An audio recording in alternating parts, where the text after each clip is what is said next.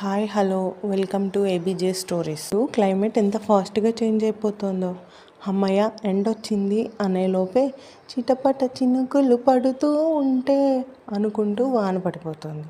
వాన పడుతుందిరా అనుకునేలోపు మళ్ళీ ఎండొస్తుంది. కానీ మా ఇంటి దగ్గర ఇంద్రధనస్సు అయితే రాలేదండి. మీకు వచ్చిందా? మీరు చూసారా? కానీ మొత్తానికి నిన్న కంటిన్యూగా వాన పడుతూనే ఉంది.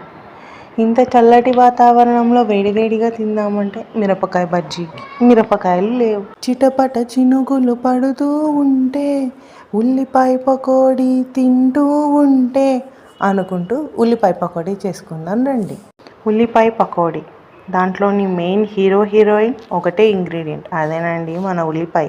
ఆ ఉల్లిపాయని ఎంత సన్నగా తరుక్కుంటే పకోడీ అంత బాగుంటుంది. ఒక బౌల్లో సన్నగా తరిగిన ఉల్లిపాయలు, నేనైతే జీడిపప్పు కూడా వేసాను కొంచెం టేస్ట్ని ఎన్హాన్స్ చేయడానికి. కరివేపాకు వేసి తర్వాత దాంట్లోకి శనగపిండి అలాగే బియ్యం పిండిని కూడా వేయాలి క్రిస్పీనెస్ కోసం. తగినన్ని నీళ్లు పోసి పిండిని కలిపేసుకోవడమే.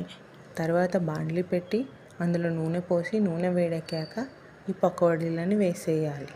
అరే నువ్వు కారం కానీ పచ్చిమిరపకాయలు కానీ వేయలేదు అని అనుకున్నారా? కరెక్టే, కానీ నేను మర్చిపోలేదండి. ఈ వాయి జస్విక్ కోసం. తర్వాత వాయిలో నేను పచ్చిమిరపకాయలను సన్నగా కట్ చేసి పిండిలో కలిపి మా కోసం నేను పకోడీలను వేశాను. క్లైమేట్ ఇంత చల్లగా ఉంటే పకోడీ ఒక్కటే తింటే ఏం బాగుంటుంది. అందుకే వేడివేడిగా టీ కూడా రెడీ అయిపోయింది. సో మా ఈవినింగ్ స్నాక్ రెడీ అయిపోయింది. మరి వాన పడితే మీ ఫేవరెట్ ఈవినింగ్ స్నాక్ ఏంటో కామెంట్ సెక్షన్లో తెలియజేయండి. Thanks for watching. సబ్స్క్రైబ్ చేయండి, లైక్ చేయండి. Thank you. Thank you. Bye.